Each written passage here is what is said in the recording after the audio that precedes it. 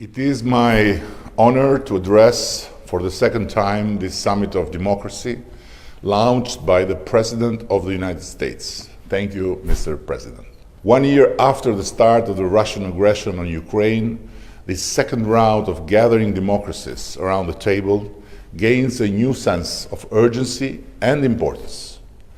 As a country that has experienced the darkness of a dictatorial regime and the lack of basic freedoms, Albania, from the moment it joins the community of democracies, has not only demonstrated a national commitment to build a new state based on democratic institutions, but has also persevered in the challenging path towards this very new destination in our history.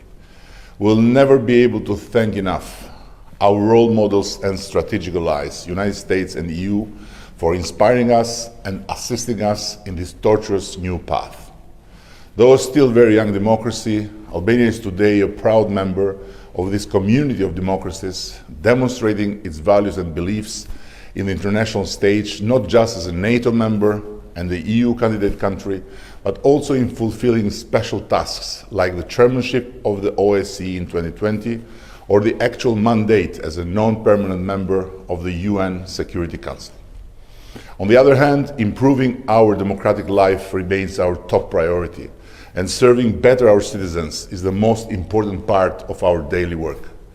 The digital revolution of public service in Albania, which began with only few services on our national platform several years ago, has given to our people the great possibility nowadays of 1,225 online services, or about 95% of all public services online, meaning much more transparency and no more bribery in the interaction between the state and its citizens.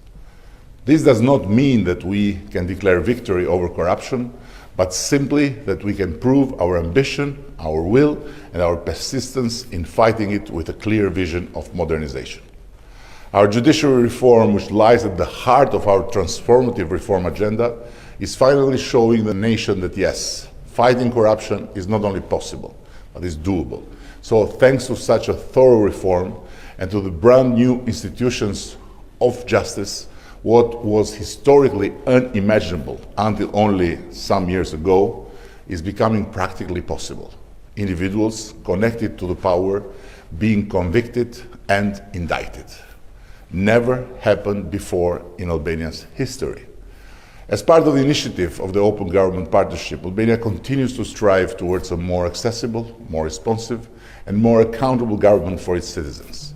We are proud to be on the top of the UN chart for the women participation in government and to see the gap of the gender working force tightening steadily every year, from more than 20% less than 10 years ago in less than 14% today. A lot has been done in all fronts, but more need to be done, and this is why we fight for, by being focused on our new destination of fully integrated Albania in the Euro-Atlantic community, and by serving this high purpose with hard work, hand in hand with our big allies. Lately, we have suffered a very vicious cyber attack from a dictatorship, namely Iran, and we remain hopeful that Albania's allies, US first and foremost, will do more to help us protecting our country in a war that we can't win alone. Thank you all.